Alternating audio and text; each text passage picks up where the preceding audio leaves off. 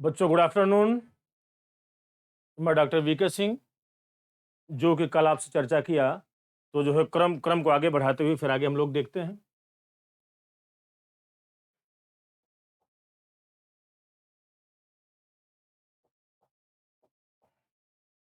देखिए, पहले एक बात समझा दें आपको। दरअसल पीपीटी के थ्रू जो आपको हम प्रैक्टिस सेट करा रहे थे, बच्चों देखो उसमें टाइम लग रहा है और उसमें जो नंबर ऑफ क्वेश्चंस भी कम हम करा पा रहे हैं। तो मेरा मानना है कि अब आपको जो प्रैक्टिस जो हम कराएँ, मेरी अपनी कार्य योजना बता रहे हैं आपसे, वो हम जो है, वो आपको चैप्टर वाइज़ कराएँ, मीन्स अध्यायवार। अब हम लोग अभ्यास जो करेंगे, वह वो हमारा मैनुअल रहेगा। अभ्यास प्रश्न की जो दशा दिशा अब हम रख रहे हैं अध्यायवार, मतलब चैप्टर वाइज, अध्यायवार। ठीक है? तो ये आपकी पेट परीक्षा के लिए जो प्रश्न मेरे अनुसार महत्वपूर्ण होंगे, वो आपको हिस्ट्री में मतलब चैप्टर वाइज वहाँ हम जो प्रश्नों को टेकअप कर रहे हैं और वहाँ से उससे कोरिलेटेड जो कॉन्सेप्ट होगा, वह भी आपको समझा देंगे। जैसे मान लीजिए, हम आज आपको बताएँगे सैंधव सभ्यता और जो डिस्कशन करेंगे, तो मेरे अनुसार सिंधु घाटी की सभ्यता से जो क्वेश्चन आपकी परीक्षा में पूछे जा सकते होंगे, वो आपको डिटेल कर दे रहे हैं। जैसे मान लीजिए कोई हम प्रश्न बना रहे हैं, यहाँ हम जो प्रश्न लिखे उसके बाद 4 ऑप्शन बनाए, ठीक? ये हम जो टाइप करवाए उसमें टाइम गया और यहाँ आए फिर आपको हम मतलब प्रश्न पढ़े फिर 4 विकल्प दिखाए, तो इससे बेहतर है उतने ही टाइम में लगभग 2-2 प्रश्न आपको हम करा देंगे। और देखिए भैया, ये आप लोगों की शिकायत है कि सर आप बच्चों का कमेंट्स नहीं देखते। भैया देखो, फ़ास्ट फ़ास्ट तरीके से क्लास पढ़ानी है। बाकी जो है आपने हिस्ट्री पढ़ा हुआ है, तो जो चैप्टर वाइज़ कौन-कौन से प्रश्न आपकी परीक्षा के लिए महत्वपूर्ण हैं, वह जो डिस्कस करना है, तो जो फ़ास्ट तरीके से नहीं चलेंगे, तो हिस्ट्री तो लेंदी होती है। जिसमें हमें हमें जो प्राचीन, मध्यकाल और आधुनिक पूरा पढ़ाना है, तो हिस्ट्री में देखिए इतिहास मतलब कंट्रीब्यूशन ज़रा आप देखिए परीक्षा में अपने, इसमें प्राचीन इतिहास,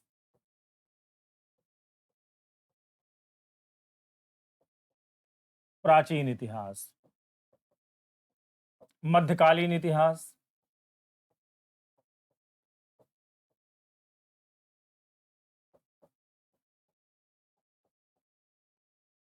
और इसका तीसरा खंड वो तो मॉडर्न हिस्ट्री अर्थात जो है आधुनिक भारत का इतिहास। जब आप जो है पाठ्यक्रम अपना देखेंगे, तो मॉडर्न हिस्ट्री में आपका मुख्य रूप से है राष्ट्रीय आंदोलन, नेशनल मूवमेंट, राष्ट्रीय आंदोलन। जीएस जीएस के अन्य पार्ट्स जो हैं, जैसे आपका भूगोल हुआ, विज्ञान हुआ, संविधान हुआ, इत्यादि-इत्यादि 5-5 नंबर के हैं। लेकिन हमारी हिस्ट्री 10 नंबर की है। कितने नंबर की है? 10 नंबर की है। 10 नंबर में से ये आपका प्राचीन और मिडवल ये लगभग 5 नंबर का है। बाकी आपका राष्ट्रीय आंदोलन पूरा अकेले अकेले जो है 5 नंबर का है। तो बच्चों देखो, कंट्रीब्यूशन के आधार पर रणनीति कहती है कि जिस पार्ट से प्रश्न ज़्यादा आएँ, वहाँ पर समय हम लोग ज़्यादा दें। तो जो मुख्य रूप से आपको आपको हम राष्ट्रीय आंदोलन पढ़ाएँगे गंभीरतापूर्वक। ज़्यादा से ज़्यादा प्रश्न यहाँ पर टेकअप करने का प्रयास करेंगे। तो जो प्राचीन और मध्यकाल पर जो है शॉर्ट तरीके से लेक्चर देते हुए मतलब कुछ कम प्रश्न यहाँ पर कराएँगे। ज़्यादा हमारा रहेगा फ़ोकस जो है राष्ट्रीय आंदोलन पर, चूँकि राष्ट्रीय आंदोलन से आपका 5 प्रश्न आएगा। तो जो 5-5 10 नंबर का पूरा यह पार्ट है। जीएस में कुल जितने भी पार्ट हैं, उसमें से हिस्ट्री में आपका पूरी हिस्ट्री के साथ राष्ट्रीय आंदोलन को मिलाकर 10 नंबर का है। तो जो कंट्रीब्यूशन के आधार पर जिस चैप्टर का योगदान जिस लेवल का है, उस पर उतना ही श्रम हमें करना होगा। तो जो इस कारण से मैंने जो है पीपीटी पर बेस्ड होने वाला सिस्टम बंद करा दिया। अब हम आपको डायरेक्ट जो है मैनुअल पढ़ाएँगे इससे ही। तो जो एक-एक चैप्टर वाइज़ हम आपको गेस बता रहे हैं कहाँ-कहाँ से कौन-कौन प्रश्नों पर ध्यान दिया जाए। अगर आपको ख्याल होगा तो कल हम लोग ज़िक्र कर रहे थे, हमारी आपकी बात हुई थी पाषाण काल तक। मेरी आपकी बात कल हुई थी पाषाण काल तक। मतलब पाषाण काल तक प्रश्नोत्तर हम लोग टिकअप कर चुके हैं। अब इसके बाद कौन-कौन से चैप्टर बच रहे हैं? मतलब क्रमागत तरीके से, तो वह तो वो चैप्टर वाइज़ मतलब चैप्टर मेंशन करते हुए उसमें कौन-कौन से प्रश्न आप ध्यान देंगे, वो आपको बताना हम शुरू कर रहे हैं। ठीक है भैया? तो जैसे प्राक सैंधव काल है, प्राक सैंधव काल। अभी आप समझ जाएँगे रणनीति हमारी, जिससे कि आपका लाभ जो है ज़्यादा होगा। तो प्राक सैंधव काल में कुल कितने-कितने पॉइंट्स आप ध्यान देंगे? जैसे हम लिख रहे हैं वैसे बना लीजिएगा। यहाँ लिख लीजिए स्मरणीय तथ्य, स्मरणीय तथ्य, ठीक है? अब इसमें एक-एक पॉइंट लिखना शुरू कर दीजिए। मतलब ये आपका जो प्रश्न संख्या 1 है।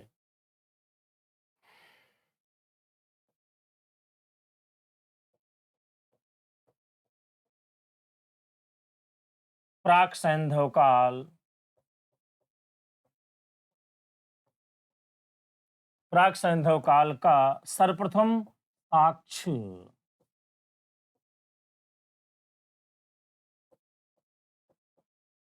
सर्वप्रथम साक्ष्य साक्ष्य कालीबंगन से प्राप्त हुआ है, कालीबंगन से प्राप्त हुआ है। अब देखिए यही एक फैक्ट बताने में हमको कम समय लगा। अगर यही जो क्वेश्चन का रूप हम देते, तो हम जो प्रश्न बनाते कि प्राक सैंधव काल का सर्वप्रथम साक्ष्य कहाँ से प्राप्त हुआ है, जिसमें आपके समक्ष 4 ऑप्शन हम पेश करते। तो जो 4 ऑप्शन पेश करते उसमें से कोई एक टिक लगाते, समझाते, वही हम लोग डायरेक्ट आ गए।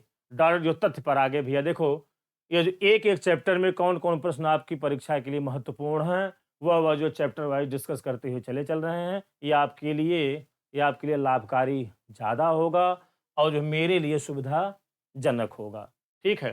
तो यहाँ पर नंबर ऑफ फैक्ट्स आपको ज़्यादा प्रोवाइड करा पाएँगे हम। तो जो पहला प्रश्न आप इसको ध्यान देंगे, मतलब प्राक सैंधव काल से कोरिलेटेड। अब अब यहीं पर कालीबंगन बारे में डिटेल कर ले रहे हैं। कालीबंगन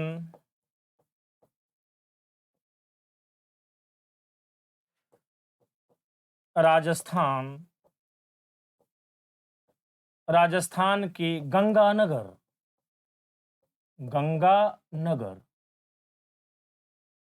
गंगानगर जिले, जैसे आप जो यूपी में आप देखते हैं ना, जिलों जिलों का नाम जो परिवर्तित होता है वैसे वहाँ भी है।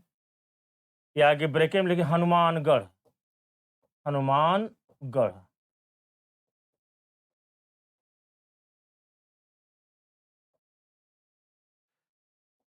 जिले में घग्घर नदी, यह भी प्रश्न को मतलब टेकअप करता है, किस नदी के किनारे स्थित है?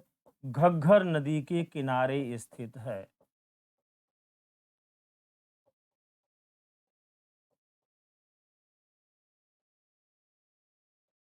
स्थित है। जो कालीबंगन से जो कोरिलेटेड एक प्रश्न और बता दे रहे हैं आपको।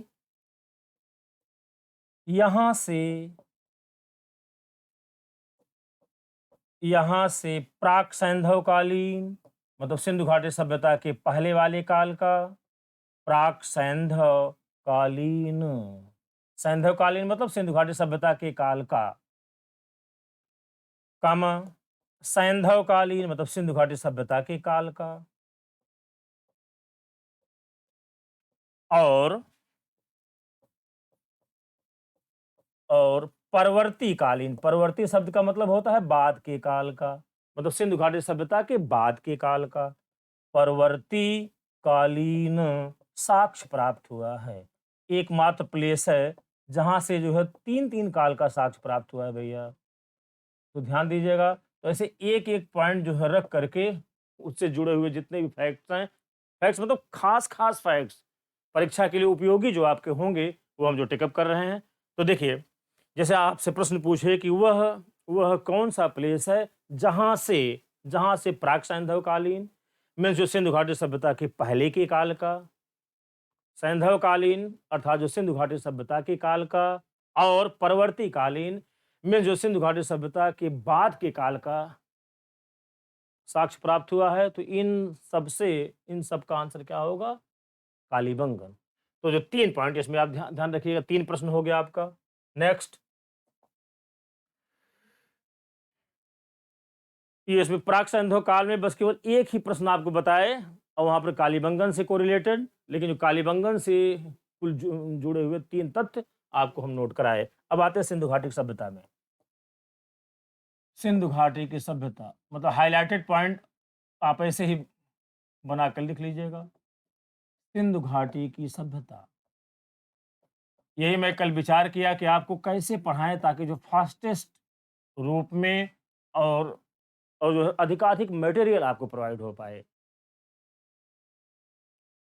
तो मैंने विचार किया कि प्रश्नोत्तर का रूप दे करके आपको तैयार कराने में समय लगेगा। मुख्य रूप से हमें जो फोकस करना है मॉडर्न हिस्ट्री के नेशनल मूवमेंट वाले पार्ट पर, वहाँ हम लोग फिर से एक बार टाइप करके प्रश्नों के रूप में मिलेंगे।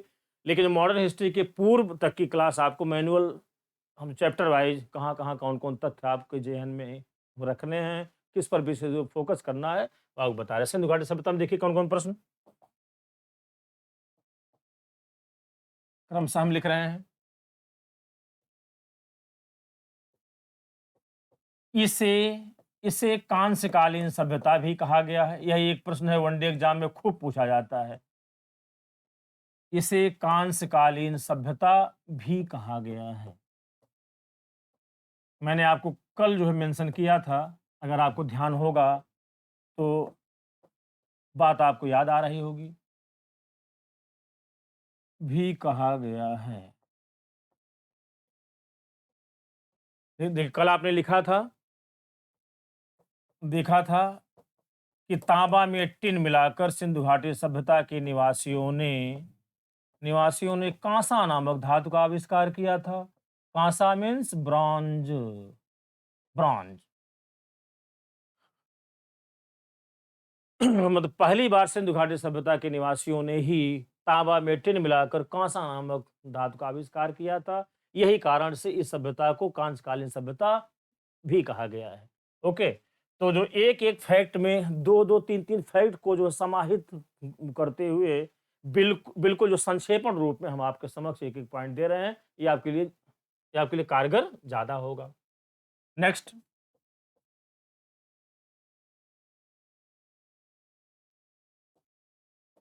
देखिए इस सभ्यता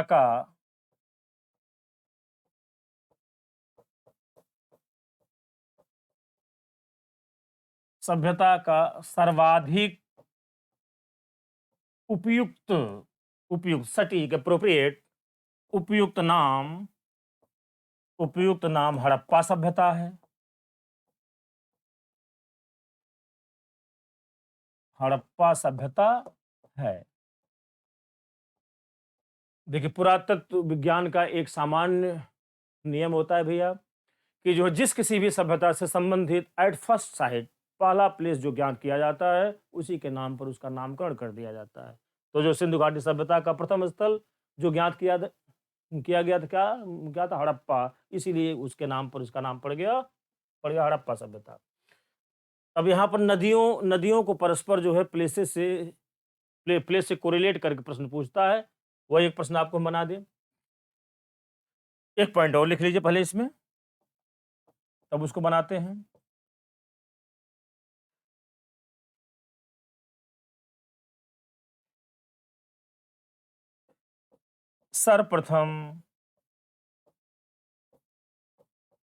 सर्वप्रथम सैंधव निवासियों ने ही, मेरे अनुसार जो प्रश्न बन सकता होगा वही आपको गेस करके हम लिखा रहे हैं। इतने प्रश्नों पर आप पूरी तरह से फोकस किए रहिएगा। सर्वप्रथम सैंधव निवासियों ने ही कपास का, कपास मीन्स कॉटन, कपास का उत्पादन आरंभ किया था। यह भी प्रश्न एक महत्वपूर्ण है, इसको आप ध्यान दीजिएगा। अब देखिए एक प्रश्न बना दे रहे हैं, सुमेलित कीजिए। मैच इट प्रकार का जिसमें एक ही साथ कई तथ्य आपको प्राप्त हो जाएँगे। सुमेलित कीजिए।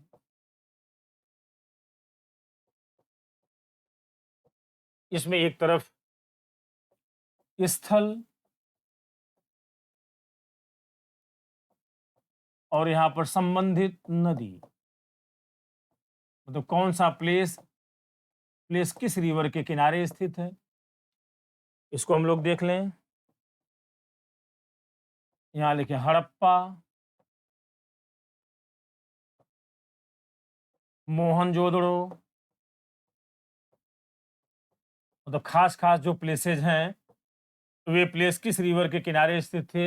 यह प्रश्न शायद आपसे पूछ ले, इसलिए इसको घिस कर दिखा दे रहे हैं। लोथल,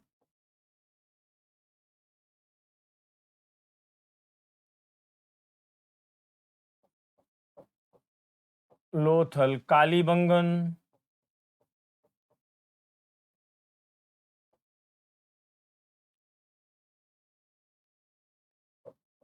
दैमाबाद, एक प्लेस और कर लीजिए, धौलावीरा, धौलावीरा। जैसे बच्चों देखो, इस तरीके से अगर रणनीति नहीं अपनाएँगे तो आपके पेपर तक हम जो है प्राचीन इतिहास ही पढ़ाते रह जाएँगे, तो आपके लिए लाभकारी नहीं रहेगा। प्राचीन इतिहास के साथ-साथ मिडल हिस्ट्री पर टाइम कम दें, ज़्यादा फोकस हमारा मॉडर्न हिस्ट्री पर रहे। मॉडर्न हिस्ट्री पर जो हम आएँ तो लगभग लगभग 200 250 प्रश्नों की एक चेन बना करके वो आपको जो टाइपिंग करा करके और उसको बढ़िया तरीके से कर देंगे, डिटेल कर देंगे। लेकिन आपको जो प्राचीन और मध्यकाल पर भी कुछ न कुछ पॉइंट्स आपके दिमाग में हों। वे बच्चे जो हमसे हिस्ट्री नहीं पढ़े हैं जो ऑफलाइन, उनके लिए विशेष रूप से ज़रूरी है। देखिए इसमें नदियों को लिखिए। हड़प्पा रावी नदी के किनारे स्थित था, रावी नदी। मोहनजोदड़ो सिंधु नदी। लोथल, लोथल के सामने लिखिए भोगवा नदी। कालीबंगन, घग्घर नदी। ये सब कुछ प्लेस हैं जो कि किस रिवर के किनारे स्थित थे, मोस्ट इंपॉर्टेंट है। यहाँ से प्रश्न आपको पूछ सकता है। दैमाबाद जो प्रवरा नदी, आपको पता है महाराष्ट्र में है। धौलावीरा, मानसर तथा मानहर, मानसर तथा मानहर नदी नाले, इसी नदी से एक एक नाला निकला हुआ है, उसी किनारे स्थित है। एक प्रश्न इसको ध्यान दीजिएगा। अब देखिए, अब हाइलाइटेड प्रश्न इसमें और कौन से होंगे?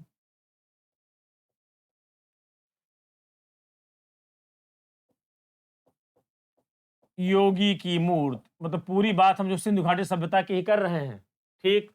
योगी की मूर्त का साक्ष्य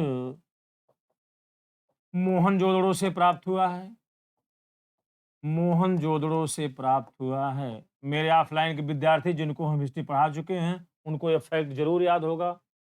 मोहनजोदड़ो से प्राप्त हुआ है। एक पॉइंट और इसमें लिख लीजिए, कभी-कभी प्रश्न को यदि यदि पेपर सेटर घुमाता है, तो उसको यह ना पूछ कर कि इसका वाक्यांश दूसरा जो आप लिख रहे हो उसको पूछ देता है। जिसे जॉन मॉर्सल ने जिसे जॉन मॉर्सल ने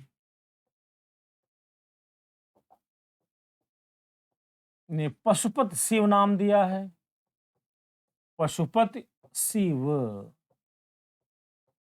नाम दिया है। एक प्रश्न आप याद करिएगा इसको, नाम दिया है।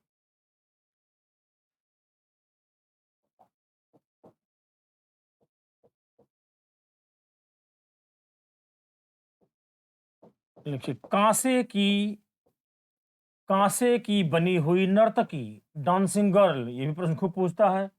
कांसे की बनी हुई नर्तकी का साक्ष्य मोहनजोदड़ो से प्राप्त हुआ है।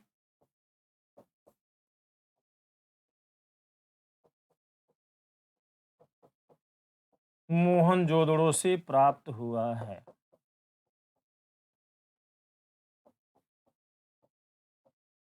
ठीक है। अगला प्रश्न।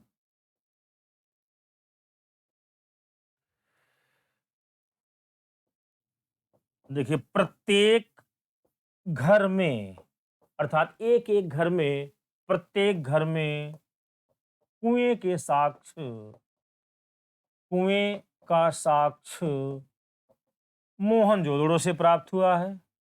तो यह 2-3 प्रश्न आप मोहनजोदड़ो के बारे में याद कर लीजिएगा।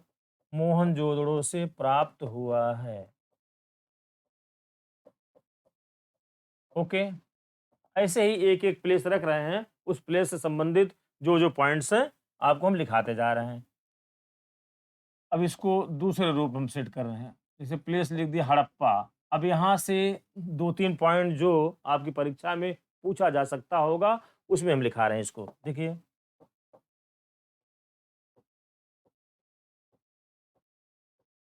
इसकी खोज 1921 ईस्वी में दयाराम साहनी ने किया था। दयाराम साहनी ने किया था।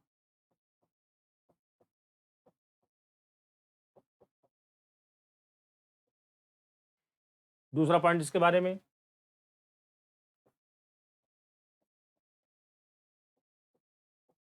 यहाँ से यहाँ से प्राप्त दुर्ग क्षेत्र रक्षा प्राचीर मीन्स बाउंड्री वॉल, रक्षा प्राचीर से घिरा हुआ था।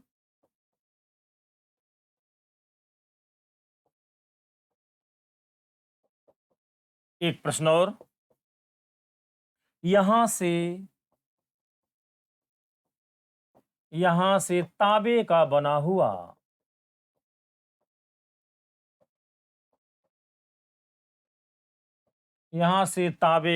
हुआ पैमाना प्राप्त हुआ है। ये 3 प्रश्न आप इसके बारे में ध्यान दीजिएगा, इस प्लेस से संबंधित। ठीक। Next next place Lothal. Sindhu घाटी सभ्यता से प्रश्न बने और लोथल प्लेस को भूल जाए, ऐसा हो ही नहीं सकता। इसमें कौन-कौन से फैक्ट आप ध्यान देंगे? देखिए भैया, यहां से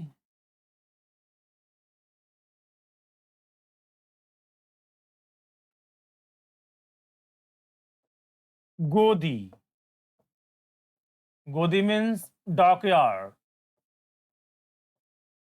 डॉकयार्ड, डॉकयार्ड मीन्स ये जो है समुद्री मार्ग से व्यापार होने वाली व्यवस्था में जहाज जिस पर सामान लादा अथवा उतारा जाए, वह जहाँ जिस प्लेस पर वह जो लंगर लगाता है, ठहरता है, उसे कहते हैं गोदी। यहाँ से गोदी का साक्ष्य प्राप्त हुआ है। जो खास-खास बिंदु हैं, वही आपको लिखा रहे हैं। गोदी का साक्ष्य प्राप्त हुआ है।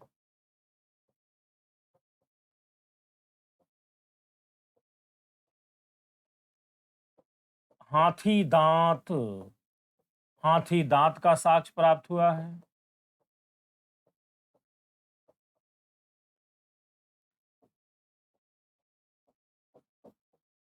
प्राप्त हुआ है। यह मतलब लोथल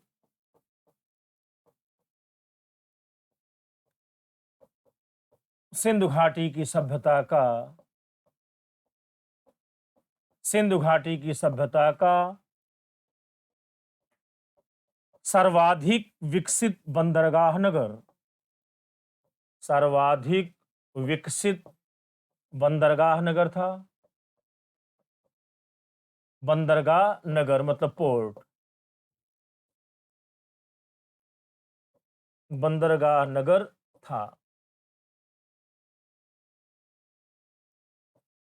और यहां से फारस या ईरान और यहाँ से फारस या ईरान के साथ व्यापार होता था।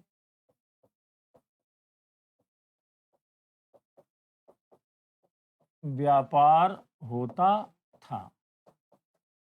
यह प्रश्न बहुत महत्वपूर्ण है। गोदी का साक्ष्य कहाँ से प्राप्त हुआ है? आप बताएँगे लोथल, इसको ध्यान दीजिएगा।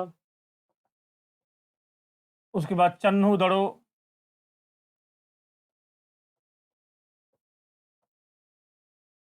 चन्हू दड़ो प्लेस से जुड़ा एक प्रश्न केवल आप याद करिए बस। गेस कर दे रहे हैं। यहाँ से लिपस्टिक का साक्ष्य प्राप्त हुआ है। लिपस्टिक आप कभी कभी नहीं भूलेगा। और यही प्रश्न पूछता भी है इस प्लेस के बारे में। लिपस्टिक का साक्ष्य प्राप्त हुआ है।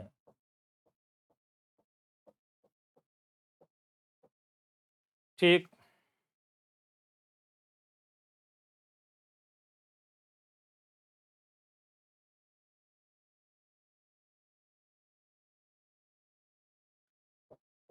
मेन प्रश्न में चले आइए।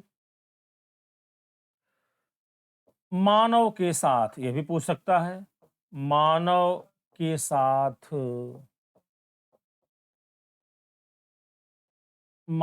साथ पालतू कुत्ते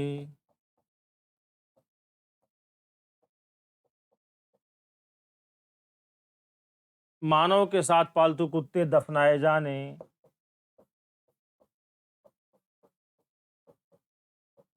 का साक्ष्य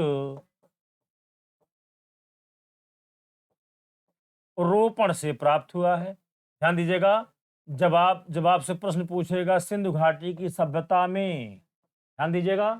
जब आपसे प्रश्न पूछेगा सिंधु घाटी की सभ्यता में मानव के साथ पालतू कुत्ते दफनाए जाने का साक्ष्य कहाँ से प्राप्त हुआ है, तब आप कहेंगे रोपण।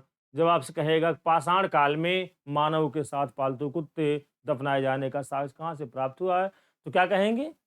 बुरजहोम कहेंगे, जिसको आपने लिख चुका है। ठीक भैया। अब देखिए, सिंधु घाटी सभ्यता में कुछ कुछ और प्रश्न आपको हम लिखा रहे हैं। उसको जो है विविध का रूप दे दे रहे हैं। विविध। देखिए मेरे अनुसार इसमें कौन कौन से प्रश्न और आपके देखिए।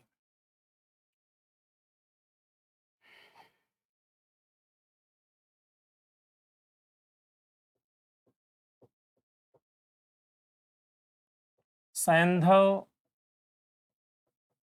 लिपि का स्वरूप, यह भी एक प्रश्न खूब पूछता है। सैंधव लिपि का स्वरूप भाव चित्रात्मक था। भाव चित्रात्मक,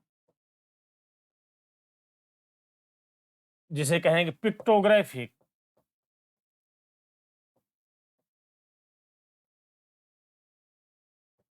पिक्टोग्राफिक भाव चित्रात्मक था। एक प्रश्न इसको आप ध्यान दीजिए।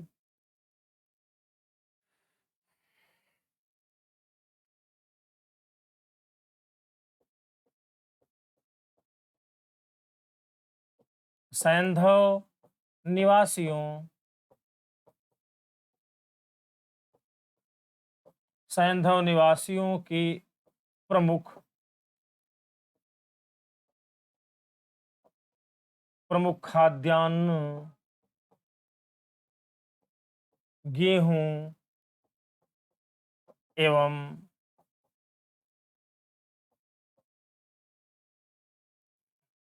जौ थे। दूसरा पॉइंट, नेक्स्ट। सैंधव निवासियों सैंधव निवासियों के मनोरंजन का प्रमुख साधन, मतलब पेट एग्जाम में इसी प्रकार के प्रश्न पूछ सकता है। मनोरंजन का प्रमुख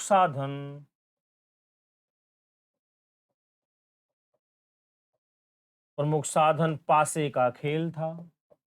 पासे का खेल था। इतने पॉइंट यहां पर आप ध्यान दीजिए। ठीक। ओके। अब हम चले आते हैं वैदिक काल में। वैदिक काल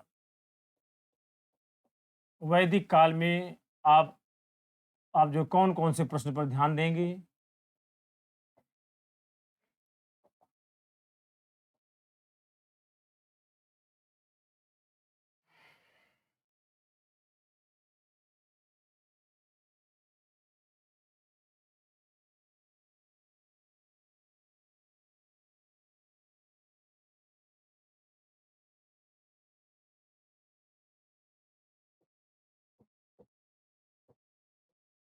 वेद के बारे में ध्यान देंगे आप, जिसमें कि 4 वेद,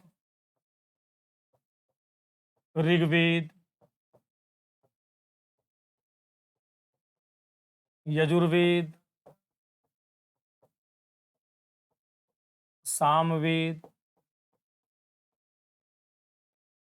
अथर्ववेद।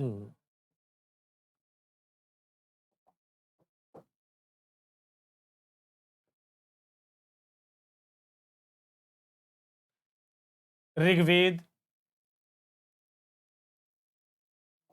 में 10 मंडल और 1028 सूक्त।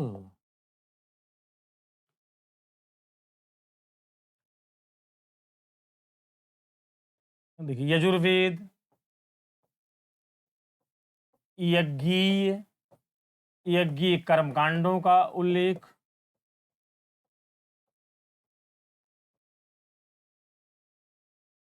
सामवेद संगीत, गायन एवं वादन से जुड़ा हुआ है। अथर्ववेद जड़ी बूटियों तथा जादू टोने से संबंधित, जादू टोने से संबंधित उल्लेख। ठीक, इस तरीके डिस्कस कर रहे हैं आप। ठीक, देखिए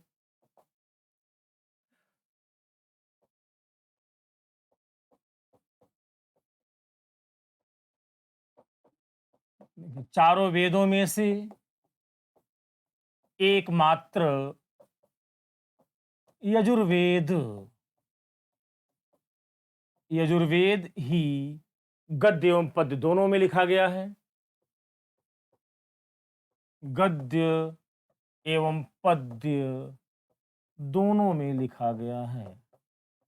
ये प्रश्न खूब पूछता है, आपसे प्रश्न करेगा कि चारों वेदों में से कौन सा ऐसा वेद है जो गद्य और पद्य दोनों में लिखा गया है, तो आप बताएंगे यजुर्वेद। अब इसको हम जो प्रश्न का रूप देकर चाहे लिखाते, चाहे आपको डायरेक्टली लिखा दे रहे हैं, प्रश्न बहुत महत्वपूर्ण है, ध्यान दीजिएगा। अगला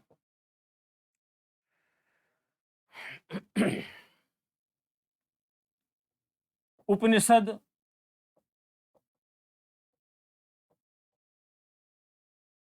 ग्रंथों की रचना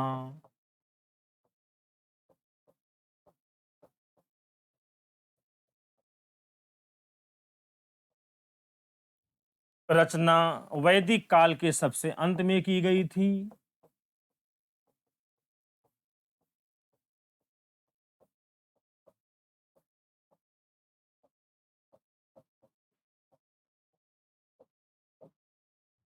अतः इसे अतः इसे वेदांत, वेदांत मीन्स वेदों का अंत,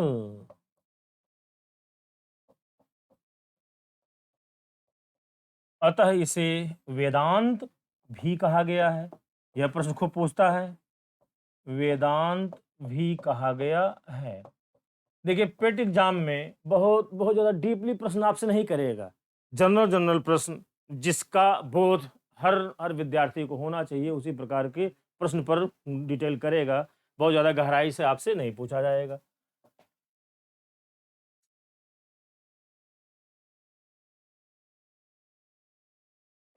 नेक्स्ट,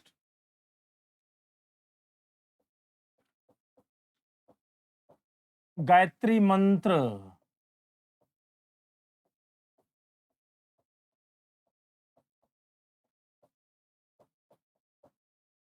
मंत्र अस्तो मां सद्गमय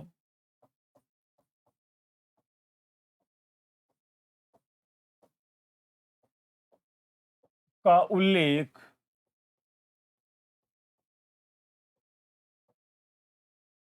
ऋग्वेद में हुआ है। यह प्रश्न आपसे पूछ सकता है, ऋग्वेद में हुआ है। एक पॉइंट गुड़ बना दे रहे हैं, अगर मान टेक्निकल प्रश्न बनाया तो आप कर लेंगे। गायत्री मंत्र, गायत्री मंत्र सविता, या इसे संस्कृत में क्या कहेंगे? सवित्री, सवित्री देवी, देवी को समर्पित है, समर्पित है। या जब जब प्रश्न को जब घुमा कर पूछता है तो इस तरह से क्वेश्चन क्रिएट करता है, इसको ध्यान दीजिएगा।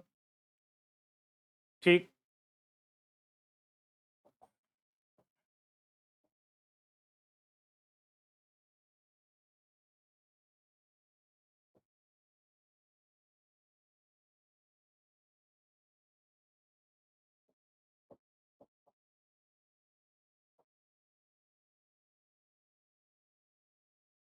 आर्य लोग मध्य एशिया के मूल निवासी थे। दरअसल बच्चों प्रॉब्लम ये है कि हिस्ट्री इतनी बृहद है, कौन सा पॉइंट छोड़ा जाए, कौन सा पॉइंट आपको पढ़ाया जाए, और प्रयास ये भी किया जाए कि जो है लेक्चर से लगभग लगभग जो क्वेश्चन पूछे जाने वाले हैं वह सब उससे उसमें समाहित हो जाएं और आपका लाभ हो जाए। मतलब चुनौती यही तो है। बाकी विषय को पढ़ाने में लगेगा 10 महीने लगेगा। अब हिस्ट्री कोई डीपली अगर पढ़े तो कम से कम 10 महीने से कम नहीं लगेगा। लेकिन लेकिन ये आपकी पेट परीक्षा के पॉइंट ऑफ व्यू से जो जो प्रश्न खास खास हो सकते होंगे वो आपको डिटेल कर रहे हैं हम। मूल निवासी थे और भारत में आकर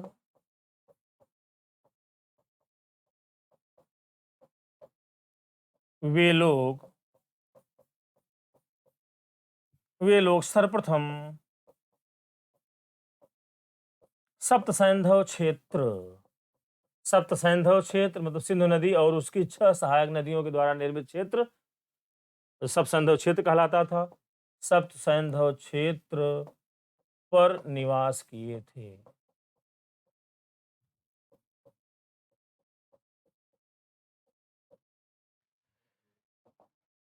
नेक्स्ट प्रश्न इसमें देखिए,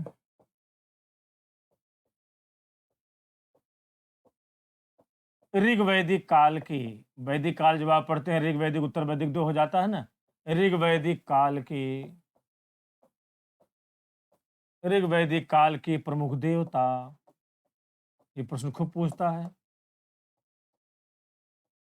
इंद्र थे, जिन्हें ऋग्वेद में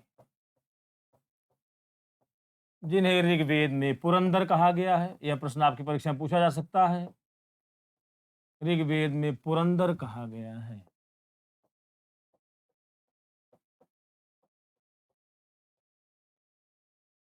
यही जो तुलनात्मक कर दें,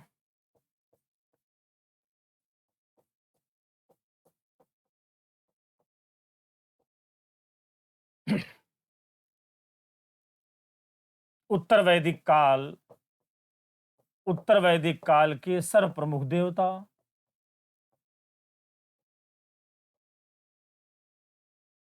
यहां भी सर्व लगा दीजिए, सबसे प्रमुख, सर्व प्रमुख देवता, देवता प्रजापति थे। दोनों में आपको भ्रम न हो इसलिए ऐसे लिखा है।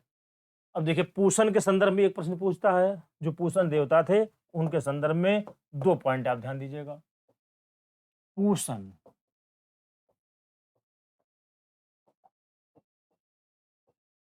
पहला पॉइंट, ये ऋग्वैदिक कालीन,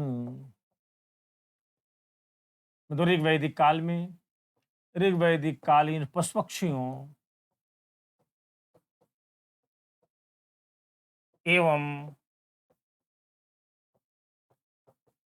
वनस्पतियों वनस्पतियों के देवता थे। अब यही प्रश्न पूछता है कि उत्तर वैदिक काल में मतलब चेंजेस क्या हुए इनसे जुड़े हुए देवता थे।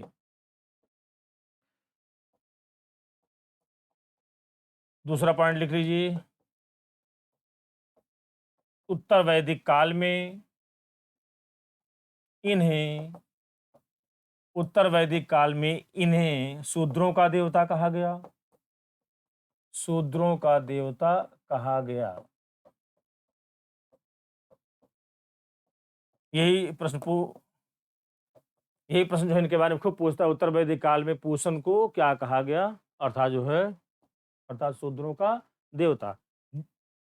अब देखो भैया, अब जो है जब कल जब आपसे मिलेंगे हम, तो वैदिक काल के बाद ये आपका जो है 6 बीसी जो शुरू होती है, वहाँ से फिर आपको क्लास पढ़ाएँगे और ऐसे ही चैप्टर वाइज़ खास-खास प्रश्नों को डिस्कस करेंगे और आप जो है लूसेंट सामान्य ज्ञान में जो हिस्ट्री दी गई होगी, आप उसको पढ़ते रहिएगा। बाकी हम लोग मॉडर्न हिस्ट्री में जब आएँगे, तो लगभग 150 से 200 प्रश्न के आधार पर मतलब प्रश्नों का पूरा-पूरा चेन लेकर के जिसमें पूरा टाइप करा तब आपसे वहाँ पर बात करेंगे, जिससे कि मॉडर्न हिस्ट्री में जो प्रश्न जो आपसे ज़्यादा पूछे जाने वाले हैं, वह गलत ना हो पाए। बस ठीक है, आज क्लास यहीं तक। ठीक, धन्यवाद।